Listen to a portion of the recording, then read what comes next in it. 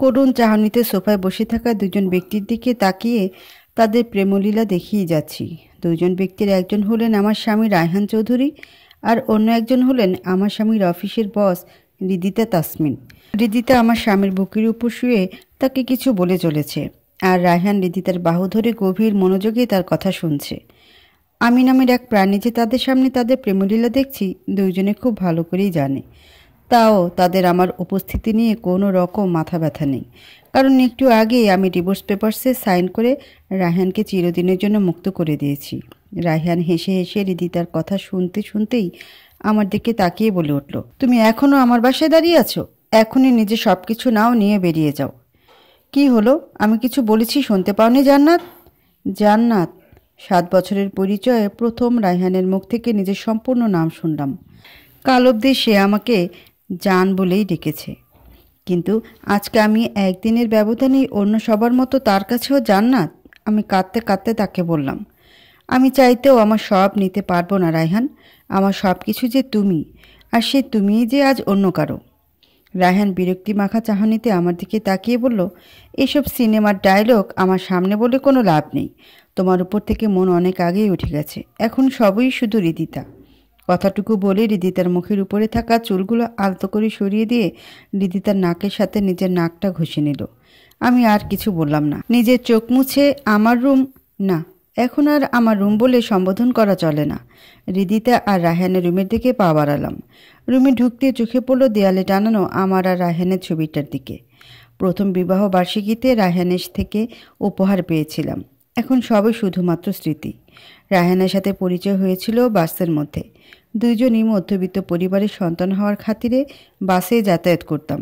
বাসের মধ্যে এক লোক বেয়াদবি করলে আমিও প্রতিবাদ করি, কিন্তু সেই লোক উল্টো আমাকে কথা শোনাতে শুরু করে। বাসের মধ্যে কেউ আমার হয়ে সেই লোককে কিছু বলে না। আমিও সেই লোককে কিছু বলার সাহস হারিয়ে ফেলেছিলাম, কিন্তু হঠাৎ করে দেখি একজন আমার সামনে এসে আমার ঢাল হয়ে দাঁড়ায়। সেই অসভ্য লোকটার কলার ধরে অনেক বকুনি দিয়েছিল। তাকে বলেছিল, যখন কোনো নারীকে দেখে মনে অসভ্যতামি জন্ম নেবে, তখন সেই মনকে বলবি, আল্লাহ চাইলে তুইও কিন্তু সেই নারীর গর্ভ থেকে দুনিয়ায় এসেছিস। কথাটুকু বলে লোকটাকে ধাক্কা দিয়ে নামিয়ে দেয়। প্রথম দিন তাকে ভাইয়া বলেই ডেকেছিলাম।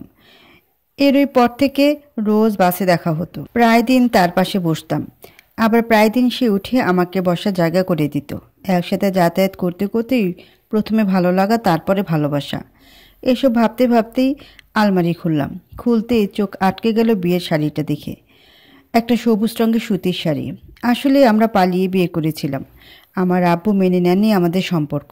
অনেক বড় এক ঘরে ছেলে বিয়ের প্রস্তাব পাঠায়। তার সাথে ঠিক হয়েছিল বিয়েটা। লোকটাকে একবারই দেখেছিলাম। সে নাকি আমাকে একদিন রাস্তায় দেখে, তারপর প্রস্তাব পাঠায়। কিন্তু আমরা দুইজন জানতাম পরস্পরকে ছাড়া সুখী থাকা অসম্ভব। তাই তো পালিয়ে আসি বিয়ের আগের দিন রাতে। প্রথম খুব কষ্টের দিনাতিপাত করেছি। আমি আর রায়হান মিলে টিউশনি করেছি, সংসার চালিয়েছি। তখন আমাদের টাকা না থাকলেও দুজনের জন্য দুজনের মনে অনেক ভালোবাসা ছিল। কিন্তু আজ রায়হানের কাছে টাকা থাকলেও ভালোবাসাটা আছে শুধু আমার একার মনেই রয়ে গেছে। আম্মু আব্বু আর আমাকে মেনে নেননি। বিয়ের 3 বছরে একবারের জন্য আব্বু আম্মুর মুখ দেখা তো দূরে থাক, কণ্ঠ পর্যন্ত শুনতে পাইনি। আম্মু আব্বু কার অ্যাক্সিডেন্টে মারা গিয়েছেন 4 মাস। তাদেরকে শেষ দেখা দেখিনি আমি। খুব কেঁদেছিলাম সেই দিন রায়হানকে জড়িয়ে ধরে। রায়হান আমাকে শক্ত করে জড়িয়ে ধরে বলেছিল, প্লিজ এভাবে কেঁদো না জান। তুমি জানো না তুমি কাঁদলে আমার খুব কষ্ট হয়। আমি তো আছি তোমার সাথে, এই যে তোমাকে জড়িয়ে ধরে। তুমিও যদি ছেড়ে চলে যাও তখন? তোমাকে ছাড়া আমি বাঁচবো কল্পনাটাও আনতে পারি না। আজকেও এই আমি কাঁদছি, তাও রায়হানের সামনে, রায়হানেরই জন্যে। কিন্তু রায়হানের কাছে আমার চোখের পানির আর কোনো মূল্য নেই। আমার এই কান্নামাখা চাহনি এখন আর তার হৃদয়ে আঘাত হানে না। বেশ কয়েকদিন ধরে তার অবহেলার নজর কেড়েছিল আমার। ভেবেছিলাম অফিসের কাজে ব্যস্ততার জন্য, কিন্তু আজ সকালে তার অফিসে গিয়ে অজান্তেই তার কেবিনে ঢুকে পড়ি সারপ্রাইজ দিতে। কিন্তু কে জানতো তাকে সারপ্রাইজ দিতে এসে নিজেই সারপ্রাইজ হয়ে যাব। রায়হান চেয়ারে আর তার বস তার কোলে বসে। দেখে বোঝা যাচ্ছে দুজনে অতিরিক্ত ঘনিষ্ঠ। হঠাৎ করে রায়হানের চোখ পড়ে আমার ওপর। আমার দিকে বেশ কিছুক্ষণ তাকিয়ে থাকার কারণে এবার হৃদিতাও ঘুরে আমার দিকে তাকায়। আমাকে দেখেও সে রায়হানের কোলে বসে থাকে। আসলে আমার স্বামী মাশাআল্লাহ যে কোনো রমণী তার প্রেমে প্রথম দেখাতেই পড়ে যেতে পারে। আমি আর কিছু না বলেই কাঁদতে কাঁদতে চলে আসি। ড্রয়িং রুমে সোফায় বসেছিলাম। ভেবেছিলাম রায়হান এসে আমাকে জড়িয়ে ধরে বলবে, ভুল করে ফেলেছি, অনেক বড় ভুল করে ফেলেছি, প্লিজ মাফ করে দাও, শেষবারের মতো মাফ করে দাও। আমিও আমার মনকে রায়হানকে মাফ করার জন্য মানিয়ে নিয়েছিলাম। একটু পরে কলিং বেলের শব্দ পেতে গেটের দিকে ছুটে যাই। গেট খুলতে দেখি রায়হান, তার পাশেই দাঁড়িয়ে রিদিতা। রিদিতার পাশে দেখি তার ট্রলি ব্যাগ। রায়হান আমাকে কিছু না বলার সুযোগ দিয়ে ভিতরে চলে যায়। পেছন পেছন রিদিতা সবার শেষে আমি গেট লাগিয়ে এসে দাঁড়াই দুজনের সামনে। আমি যেতেই রায়হান আমার সামনে একটা কাগজ রাখে। আমি গিয়ে কাগজটা ওঠাতেই দেখি ডিভোর্স পেপার। রায়হানের দিকে জিজ্ঞাসুক দৃষ্টিতে তাকাতেই বলে, সাইন করে দাও। রায়হান, তোমার কি মাথা ঠিক আছে? কি বলছো কি তুমি? Divorce papers? তুমি বাচ্চা না, সব বোঝো। আজকে অফিসে আমাদের দেখার পর আশা করি বুঝেছ। তুমি জানো, খুব ভালো করেই জানো, আমি যা বলার সরাসরি বলি। আমি তোমার থেকে ডিভোর্স চাই। কিন্তু হঠাৎ করে, কালকেও তো সব ঠিক ছিল, সকালেও যাওয়ার সময় বললে রাতে জলদি ফিরে আসবে। এখন এত কথা না বাড়িয়ে সাইনটা করে দাও। কারণ না বললে আমি সাইন করব না রায়হান। তাহলে শোনো, এখন আমার আর ভালো লাগে না তোমাকে। বোর হয়ে গেছি তোমার সাথে থাকতে থাকতে। স্মার্টনেস বলতে কিছু নেই তোমার মধ্যে। তোমাকে নিয়ে যখন লোকজনের সামনে যাই লজ্জা লাগে আমার। কিন্তু রায়হান, আমি তো এমনই, আর এজন্যই তো তোমার আমাকে এত পছন্দ। তখন ভিন্ন পরিস্থিতি ছিল। আমি তখন সামান্য এমপ্লয় ছিলাম, আর এখন আমি এত বড় অফিসে কাজ করি। তোমার মতো আনস্মার্ট মিডল ক্লাস ফ্যামিলির মেয়ের সাথে কোথাও গেলে আমার নাক কাটা যায়। শুনেছ, আমার নাক কাটা যায়। তুমি এই সামান্য কারণে আমাকে ডিভোর্স দিবে? কারণটা তোমার কাছে সামান্য হলেও আমার কাছে সামান্য নয়। আর তাছাড়াও I deserve someone like Ridita. So sign করে দাও। আর ডিভোর্সের সব ফর্মালিটি পূরণ করে দেব, আমি টাকাও দিয়ে দেব। আমি আর কথা না বলে সাইন করে দিলাম। এরপরে সব ঘটনা উপরেই বলেছি। নিজের বলতে যা ছিল সবই রিদিতাকে দিয়ে দিয়েছি। এখন আর নিজের বলতে কিছুই নেই। আমি একটু একটু করে পরম যত্নে সাজিয়েছিলাম এই সংসারটাকে। কিন্তু এই এক রিদিতা নামের ঝড়ের কবলে পড়ে সাজানো গোছানো সংসারটা ধ্বংস হয়ে গেল। আলমারির ড্রয়ার খুলে প্রেগনেন্সির রিপোর্টটা ব্যাগে ভরে নিলাম। আমি প্রেগনেন্ট জেনেছি সপ্তাহখানেক আগে। রায়হানের ব্যস্ততা আর অবহেলা সামলাতে গিয়ে বলার সময় হয়ে ওঠেনি। এখন চাই না রায়হান আর জানুক। নিজের কয়েক জোড়া কাপড় নিতে নিতেই আওয়াজ পেলাম রায়হান বলছে, আর কতক্ষণ? প্লিজ একটু জলদি করো। আমি আর রিদিতা একান্তে কিছু সময় কাটাতে চাই। আমি আবার জোরে জোরে কেঁদে দিলেও নিজেকে সামলে নিলাম। ভাবতেই বুকের মধ্যে মোচড় দিয়ে উঠছে। যার জন্য একদিন সব ছেড়ে এসেছিলাম, আজকে তার জন্য সব ছেড়ে চলে যাচ্ছি। এটাই আমার ভাগ্য। রুম থেকে বের হতেই দেখি দুইজনে টি টেবিলের উপর পা তুলে বসে আছে। রিদিতা আপেল খাচ্ছে আর রায়হান টিভির চ্যানেল পাল্টাচ্ছে। আমি তাদেরকে কিছু বললাম না, চুপচাপ চলে আসলাম। কাঠ ফাটা রোদের মধ্যে ফুটপাত দিয়ে হাঁটছি। অন্যদিনের তুলনায় আজকে গরমটা অনেক বেশি। বেসামাল গরম আজকে সহ্য হচ্ছে না, তাও হাঁটছি। কোথায় যাব জানি না। পরিচিত বলতে এই পৃথিবীতে কেউ নেই। রায়হান এতিম, তাই শ্বশুরবাড়ি বলতে কোনো বাড়ি আমার জন্যে নেই। আল্লাহ রিজিকের মালিক, আর হাঁটতে পারছি না। হঠাৎ করে মাথার মধ্যে কেমন একটা পরিবর্তন ঘটেছে। মাথা ঘুরছে প্রচুর, আর কিছু বুঝতে পারলাম না। আস্তে আস্তে করে নিচের চোখ জোড়া খুললাম। খুলতেই মাথায় সর্বপ্রথম খেয়ালে আসলো আমার বাচ্চা। উঠে বসে নিজের পেটে হাত রাখলাম। ও ঠিক আছে তো? ওর জন্য এখন বাঁচতে হবে আমাকে। ঠিক আছে। কিছুটা অবাক হলাম এই ভেবে আমি একদম সুস্থ আছি। কিন্তু মাথা ঘুরে পড়ে যাওয়ার পর কি ঘটেছিল আমার সাথে, আর এখন কোথায় আমি? নিজের চারিদিকে চোখ বোলাতেই নিজেকে আবিষ্কার করলাম সুবিশাল এক কক্ষে। কক্ষটা সাদা রঙে রাঙানো। জানলাগুলোতেই সাদা রঙের পর্দায় দোল খাচ্ছে। দেয়ালে খুব সুন্দর কারুকার্য করা। আমার ডান হাতে রয়েছে দেয়াল জুড়ে বিশাল বড় এক আলমারি। আমি যে খাটে শুয়ে আছি বেশ সুন্দর, কিন্তু এখানে কিভাবে পৌঁছালাম? এত বড় বাড়িতে কেই বা ঠাঁই দিল আমায়? এরই মধ্যে রুমে প্রবেশ করলেন মধ্যবয়সী একজন নারী। তাকে দেখেই বোঝা যাচ্ছে তিনি এই বাড়ির মুরব্বী। খুব সুন্দর ঘিয়ে রঙের শাড়ি তার পরনে, গলায় সাধারণ ডিজাইনের চেন, কানে দুটো রিং, আর হাতে সোনার চুড়ি। উনি বেশ হাসি খুশি আর পরিপাটি। উনি এসে আমার মাথায় খুব সুন্দর করে হাত বুলিয়ে দিলেন। এখন শরীর কেমন আছে? এই অবস্থায় কেউ এত ভারী ব্যাগ নিয়ে রাস্তায় বের হয়? আপনি কিভাবে বুঝলেন যে আমি অন্তঃসত্ত্বা? কৌতূহল নিয়ে জিজ্ঞেস করলাম, কারণ আমি সপ্তাহখানেক আগেই জেনেছি। তাই দেখিয়ে বুঝতে পারার কোনো উপায় নেই। ডাক্তার বলছে। আর শোনো, এই সময় বাসায় থাকতে হয়। যার মাথা লুকানোর কোনো জায়গা নেই তাকে রাস্তাকেই বাড়ি ভেবে আকাশের নিচে মাথা লুকাতে হয়। মাথা নিচু করেই বললাম, কে বলেছে মাথা লুকানো জায়গা নেই? এই যে এত বড় রুম। বুঝতে বাকি রইল না যে উনি আমাকে অসহায় ভেবে থাকার জায়গা দিতে চাচ্ছেন। মাফ করবেন, কিন্তু আমার পক্ষে এখানে থাকা সম্ভব নয়। আমি জানি না আপনি কে, কীভাবে পৌঁছেছি এখানে, কিন্তু আমি অসহায় হলেও অবলা না। নিজের জন্য কোনো না কোনো ব্যবস্থা ঠিকই করে নেব। কথাগুলো বলতে বলতে গায়ে দেওয়া পাতলা চাদরটা সরিয়ে উঠে দাঁড়ালাম, কিন্তু আবার মাথাটা চক্কর দিয়ে ওঠে। ফলে জলদি করে বিছানায় বসে পড়ি। মুরব্বী আমার পাশে এসে দাঁড়িয়ে আমাকে ধরেন। আরে, এই অবস্থায় এত তাড়াহুড়ো করতে নেই। ডক্টর বলেছে তোমার শরীর অতিরিক্ত দুর্বল আর তুমি কোনো কিছু নিয়ে অতিরিক্ত চিন্তায় আছো। কিছু ওষুধ দিয়ে গিয়েছেন। এসব যাওয়ার চিন্তা বাদ দিয়ে খাবার খাও, ওষুধ খাও। আমি মাথা চেপে ধরে ওনাকে বললাম, কিন্তু আমি এখানে পৌঁছালাম কিভাবে? তুমি রাস্তায় হাঁটতে হাঁটতে বেহুশ হয়ে যাও। আমার দাদুভাই তোমাকে পেয়ে নিয়ে এসেছে। কপাল আছে তোমার যে আমার দাদুভাই সময় থাকতে তোমাকে দেখিয়ে নিয়ে এসেছে। নইলে এমন চাঁদের মতো মাইয়ারে লোকে পাইলে রাইখা যেত নাকি? আর তোমার স্বামী কই থাকে? স্বামী শব্দটা শুনতেও এখন ঘৃণা করে। শব্দটার প্রতিশব্দ হিসেবে বেঈমান, বিশ্বাসঘাতক এই শব্দগুলোকে জায়গা দিতে পারতাম। রায়হান আমার লোকের জন্য আমার সাথে এত বড় বেমানিটা করলো। কি হলো? স্বামীর সাথে ঝগড়া করে বের হয়ে এসেছিলে নাকি বাড়ি থেকে? আমি কাঁদতে কাঁদতে ওনাকে জড়িয়ে ধরি। আরে আরে, তুমি কাঁদো কেন? কি হয়েছে আমাকে বলো। এত বড় মাইয়া এইভাবে কাঁদলে লোকে কি বলবে? আমার সব কিছু শেষ হয়ে গিয়েছে। আমার স্বামী আমাকে ছেড়ে অন্য মেয়ের সাথে ঘর বেঁধেছে। আমি দেখতে ভালো না বলে আমাকে ডিভোর্স দিয়েছে। বলেছে আমার সাথে বাইরে বেরোলে তার নাকি নাক কাটা যায়। কাঁদতে কাঁদতে হেঁচকি তুলতে তুলতে কথাগুলো বললাম। যে ঘরে বউ থাকতে বাইরের মেয়ের সাথে সম্পর্ক করে, তুমি তার জন্য এইভাবে কাঁদছো? আর যে তোমায় অসুন্দর বলেছে সে তো সৌন্দর্যের অর্থই বোঝে না। কি সুন্দর চাঁদের মতো তুমি। চোখ মুছো। নাম কি তোমার? জান্নাত। চোখ মুছতে মুছতে বললাম, বাহ, বেশ মিল তো সুরতার নামের। তুমি আমায় দাদি বলে ডেকো। যিনি আমাকে এখানে এনেছেন ওনার সাথে কি একবার দেখা করার সুযোগ হবে দাদি? দাদুভাই এখন অফিসে, আসার বহুত দেরি। তুমি বরং ওষুধ খাওয়ার জন্য কিছু খাও। আর তুমি ওই ছেলের জন্য আর এক ফোঁটাও চোখের জল ফেলবে না।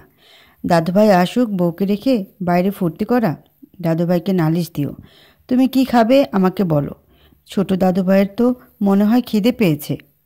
আমার কিছু খেতে ইচ্ছে করছে না, কিন্তু বাবুইয়ের জন্য কিছু খেতে হবে।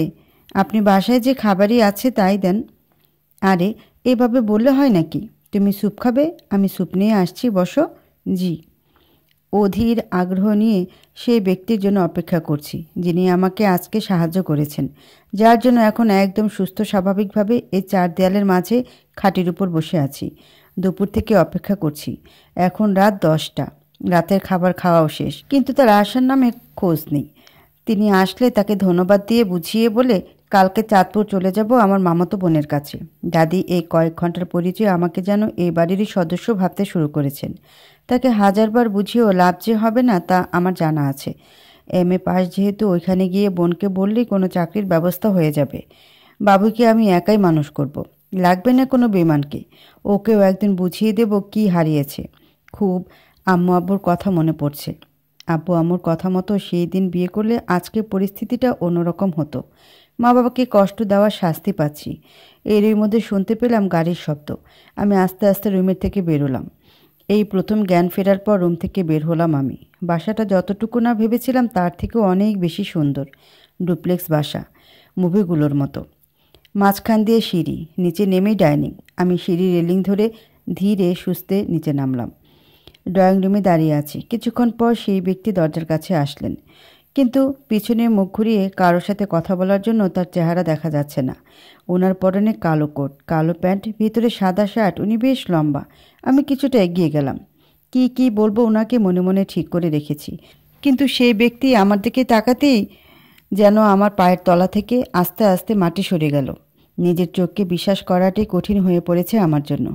মন যেন মানতে নারাজ যে ইনি সেই ব্যক্তি 3 বছর আগে মা বাবার সাথে যাকে কষ্ট দিয়েছিলাম, যাকে স্বামী হিসেবে মেনে নিতে পারবো না বলে বিয়ের আগের দিন রাতে রায়হানের হাত ধরে পালিয়েছিলাম। ওনাকে অনেক বেশি কষ্ট দিয়েছি, আর সেই তিনি আজকে আমার জন্য মসিয়া হয়ে এসেছেন। এই বিপদে আমাকে উদ্ধার করেছেন। কোন মুখে দাঁড়িয়ে থাকবো তার বাড়িতে, তার সামনে? তাড়াতাড়ি চোখ নামিয়ে মাথা নিচু করে দাঁড়িয়ে থাকলাম। আমার মনে হয় উনি হয়তোবা আমাকে চিনতে পারেননি, নইলে সেই দিন ওনাকে ফিরিয়ে দেওয়ার অপরাধে ধাক্কা দিয়ে বের করে দিতেন। কিন্তু এসব ভাবার মুহূর্তেই আদৃত আমায় অবাক করে দিয়ে বললেন, জান্নাত, আপনি এই অসুস্থ শরীর নিয়ে নিচে নেমে এসেছেন কেন? আমি আমার চোখ জোড়া বড় বড় করে মাথা উঁচু করে তার দিকে জিজ্ঞাসুক দৃষ্টিতে তাকিয়ে বললাম, আপনি কি আমাকে চিনতে পেরেছেন? তার মানে নিজেকে ভুলে গেলেও আপনাকে ভুলে যাওয়া আমার পক্ষে সম্ভব নয়। উনার এই এক বাক্যের যে গভীর অর্থ রয়েছে তা আমি সামান্য হলেও বুঝতে পেরেছি। লোকটা একসময় অনেক ভালোবাসতেন আমাকে, নইলে আমাদের ব্যাপারে কিছু না জেনে না শুনে আমাকে বিয়ে করে বাবা মার সকল দায়িত্ব নিজের কাঁধে নেওয়ার প্রতিশ্রুতি দিতেন না। উনি আবার বললেন, আপনি কি রাতের খাবার খেয়েছেন? খাবার খাওয়া না হলে খেয়ে নিন। জি, খাবার খেয়ে নিয়েছি। আপনার সাথে কিছু কথা বলার ছিল আমার। আপনি আপনার রুমে গিয়ে একটু অপেক্ষা করুন, আমি কিছুক্ষণের মধ্যেই আসছি। আমি কিছু না বলেই সিঁড়ি দিয়ে উঠতে লাগলাম। আদৃত্য হঠাৎ করে এসে আমার সাথে উপরের দিকে যেতে লাগলেন। এই অবস্থায় আপনাকে একা উপরে যেতে দেওয়া ঠিক হবে না। আমার রুমও উপরে, আপনি যে রুমে থাকেন তার পাশের রুম। জি, ধন্যবাদ উপকার করার জন্য। আদৃত্য কিছু না বলেই আমাকে সামনের দিকে এগোতে ইশারা করলেন। রুমে চুপচাপ বসে আছি। আগের প্রতি ঘন্টায় রায়হান আমার গলার স্বর শুনতে না পেলে নাকি তার নিঃশ্বাস নিতে কষ্ট হতো। তখন শুনতে খুব ভালো লাগলেও এখন ভাবতেও হাসি পাচ্ছে। খুব মন চাচ্ছে রায়হানকে ফোন দিয়ে জিজ্ঞেস করি, আমার কণ্ঠস্বর এতক্ষণ না শোনার পরও তুমি বেঁচে আছো কিভাবে রায়হান? ভাবতে ভাবতে দরজায় কেউ নক করলো। সামনে তাকিয়ে দেখি আদৃত। ভিতরে আসতে পারি? আমি তাড়াতাড়ি উঠে দাঁড়িয়ে বললাম, বাড়িটা তো আপনার, অবশ্যই আসতে পারেন। আমি আপনার অফিসের বস নয় যে আমাকে দেখে উঠে দাঁড়াতে হবে। আমি খাটে বসলাম। উনি খাটের সামনে থাকা সোফাটায় বসলেন। আসলে আপনাকে ধন্যবাদ দেওয়ার ছিল, আর কিছু বলার ছিল। তার আগে আমার আপনার থেকে কিছু জানার ছিল, কিছু প্রশ্ন ছিল আমার। জি বলেন। আপনার সাথে কি আপনার হাজব্যান্ডের কোনো ঝামেলা হয়েছে?